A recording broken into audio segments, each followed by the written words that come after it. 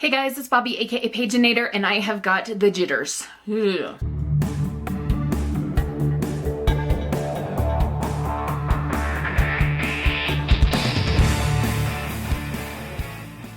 Today we're going to be doing a mail haul slash book haul, and we're just going to jump right into the books. We're going to start with two books that I ordered on Amazon, and these are continuations of series. So this one is Untethered, which is the sequel to Shielded by Kaylin Flanders. And because it's a sequel, I'm not really going to tell you anything about it. I'm just going to hold it up and let you know that it is magic, fantasy, adventure kinds of stuff, high intrigue. And then the next one is also a continuation of a series. This is The Brothers Hawthorne by Jennifer Lynn Barnes. The Inheritance Game series, and this one, I just saw that there was a new one to do with this series and ordered it. So I'm going to do a quick skim here and see if there's anything that I can let you know. Okay, so what I can tell you is that Grayson and Jameson are going to have some mysterious adventures happening, and that's about it. So if you know these characters from the other books, then you'll know who I'm talking about. If not, start with the Inheritance Games. It is a phenomenal mystery series. The next book I'm going to show you is also a sequel, and this one is really special to me. This is Stunt Boy In Between Time by Jason Reynolds. My dear friend Janelle and I got to go and meet Jason Reynolds. He was doing a book event in Salt Lake City, and this poor man, he lives in Washington, D.C., I believe, and he was in Salt Lake, which is a very high elevation, and he got altitude sickness. So he felt miserable, but he did such a phenomenal job at the event, spoke with the wisdom of a Jedi Master, but is younger than myself. So anyway, this is his new graphic novel. This is the #2 book in the Stunt Boys series, and it is autographed. There is his fancy schmancy autograph right there. If you're unfamiliar with Jason Reynolds, he has a wide variety of books that he has written, and most people probably have heard of A Long Way Down, which is a novel in verse, and the Track series, which is a middle school sports novel or series about kids on a track team. And I mean, he's got lots of books, so you can just Google him, and yeah. The other 3 books I picked up when I was recently in a Target the other day and just couldn't help myself. So the first one is When Clouds Touched Us, and this is a follow-up to Inside Out and Back Again by an author whose name I'm really going to try to pronounce correctly. Tanale? You just look at it. There you go. So the first book, Inside Out and Back Again, is about Ha, who is a refugee, moves to Alabama from Vietnam, I believe. Yes, she's a refugee from the Vietnam War, and so this takes place 2 years after the events of the first book. The next book that I picked up is House of Marion by J.L., and I am going to read the dust jacket synopsis on this one for you. 17-year-old Quell has lived her entire life on the run. She and her mother have fled from city to city in order to hide the deadly magic that flows through Quell's veins, until someone discovers her dark secret. To hide from the assassin hunting her and keeping her mother out of harm's way, Quell reluctantly inducts into a debutante society of magical social elites, which she never knew existed, called the Order. If she can pass their 3 rites of membership, mastering their proper form of magic, she'll be able to secretly bury her forbidden magic forever. If her dark magic is discovered, she will be killed. But becoming the perfect debutante is a lot harder than Quell imagined, especially when there's more than tutoring happening with Jordan, her brooding mentor and assassin in training. When Quell uncovers the deadly links the Order will go to defend its wealth and power, she's forced to choose: embrace the dark magic she's been running from her entire life, or risk losing everything and everyone she's grown to love. Still, she fears the most formidable monster she'll have to face is the one inside. And then finally, I picked up The Foxglove King by Hannah Whitten. This is an adult book. Hannah Whitten is a phenomenal author. Her writing, like the quality of her writing, is just amazing. And this, as I said, is an adult one, which the other books I've read from her have been young adult. But we'll read the synopsis on this one as well. Lore has been living by her wits since she was a child, running poisons for the cartel who took her in, avoiding the attention of the law, and keeping her affinity for death magic secret, because mortem is a rare and illicit commodity and using it could mean death.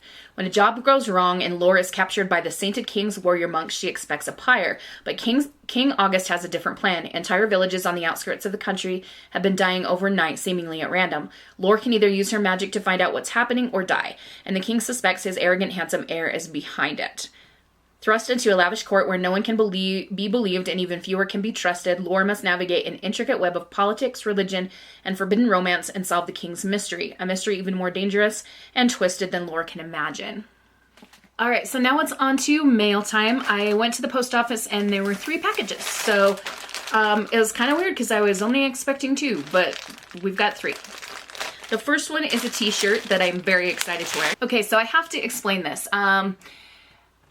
My students that are seniors in high school now, when they were in 8th grade, they were obsessed with this creature called a beavcoon.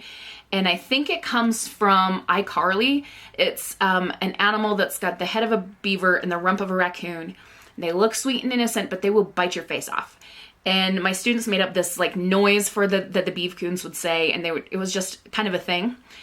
So now that those kids are seniors, and it's football season, I'm on the field with a lot of them, because it was the boys especially that were obsessed with this beavcoon creature. And I thought it would be funny if one day I just showed up to one of the football games wearing this shirt. So there it is. So I was gonna get in purple because that's our school color, but they didn't make it in purple, so I got it in green and we'll just have to live with it. The next package is the Once Upon a Middle Grade Book Club box.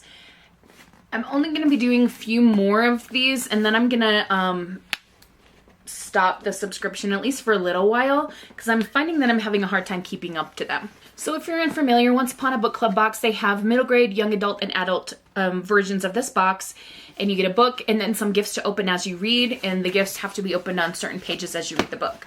So we're going to open it up and see kind of the extra bits and bobs and what the book is, but then we are not going to open the gifts until I read it. So we have a bookmark with a monthly kindness challenge on it. Pick a good cause, research it, and come up with a plan on how you can help out.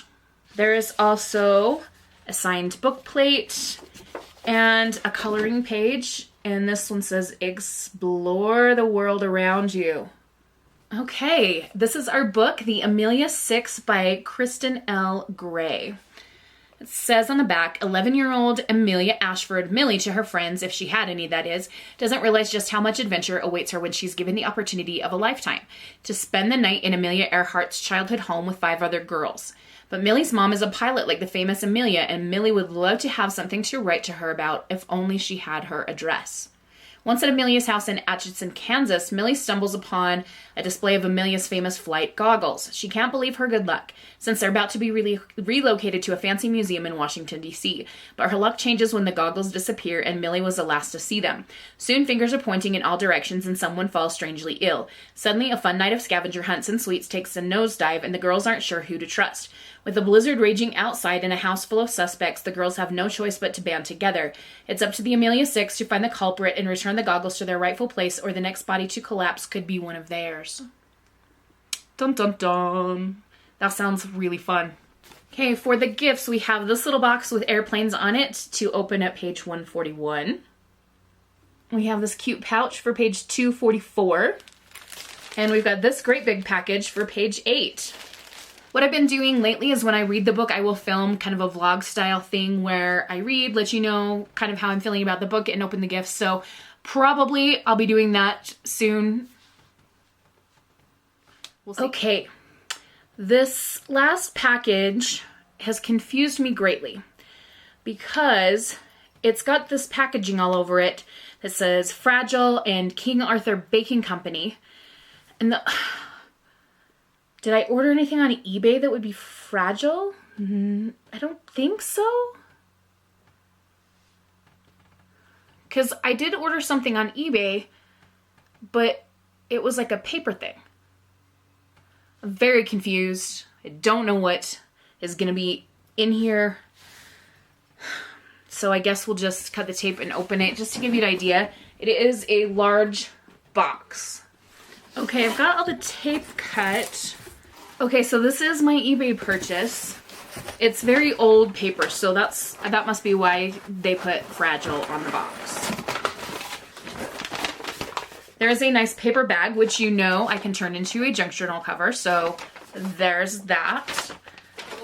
I've got it out of the box, a stack of things. What I ordered was some vintage magazine covers. There was like a group of just covers, and we're gonna show you what they are. This first one is from March of 1914. It is the Sunday Illustrated Magazine of the Gazette Times. Look at her. Super pretty. And this is a magazine from Pittsburgh, Pennsylvania. Where can I set the ones I've shown you? I guess we'll go like this.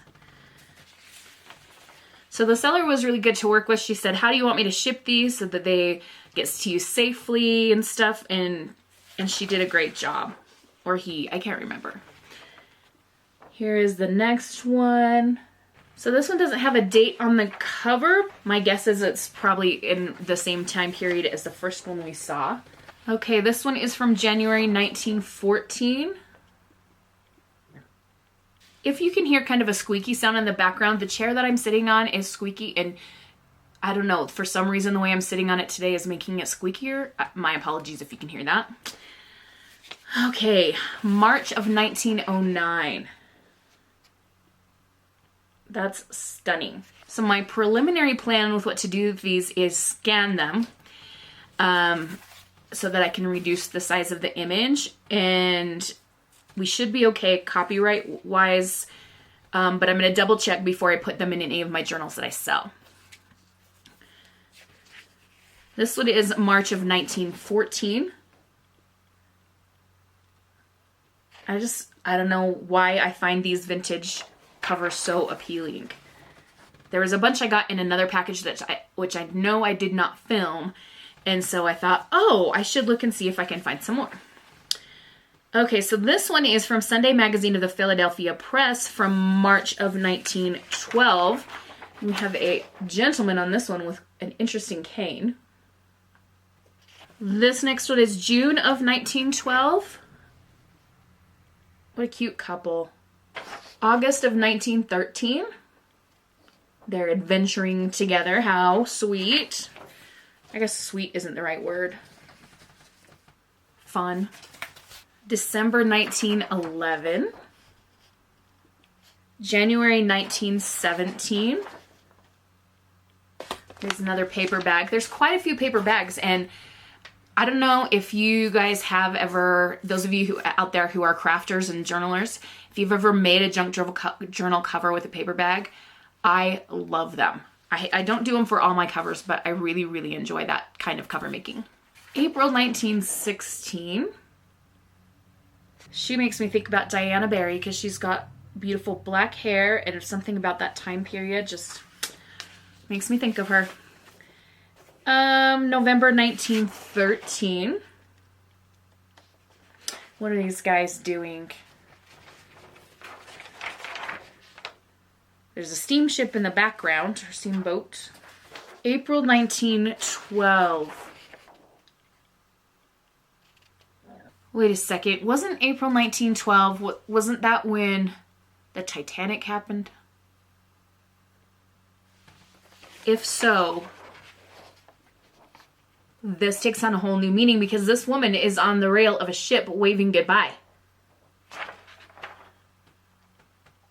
What? January 1911. That's fun for a winter time. November 1916. November 1908. March 1914. She's beautiful. March 1911. March 1913. September 1911. This is another one that's just gorgeous. I mean, they're all beautiful. I'm specifically drawn to the ones with just a single woman on the cover for some reason. I'm not 100% sure why. November 1914. Yes! We have a Halloween one. October 1912. Haha. This is quite scandalous for 1912. Shoulders uncovered. She must be a witch. Oh no. The bottom one got stuck to the paper bag. So we have a little bit of a rip. But it's mostly intact. And this one is January 1913.